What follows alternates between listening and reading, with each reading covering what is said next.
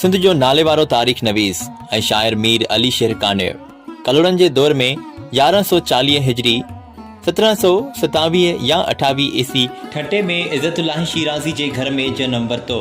मीर अली शेर कानेव हेरात ऐं किंधार सां वास्तो रखंदड़ शुकुरलाही सादात ख़ानदान सां ताल्लुक़ रखे थो। मीर अली शेर कानेव 40 जे लॻभॻि किताब लिखिया, जिन में मशहूर किताब जेकी अॼु बि मुख़्तलिफ़ हंधनि तां मिली सघनि था।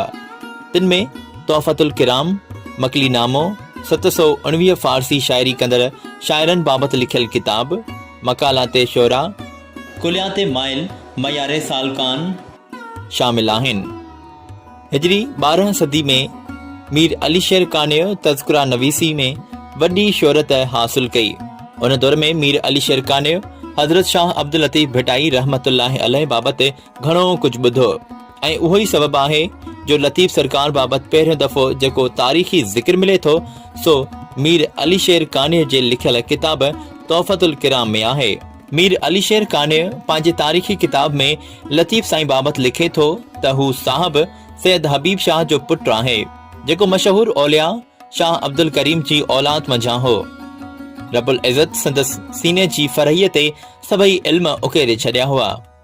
मीर साहब 63 सालनि जी ॼमार में यानी टालपुरनि जे दौर में वफ़ात कई ऐं संदसि मज़ार मकली क़ब्रिस्तान ठटे ज़िले में आहे।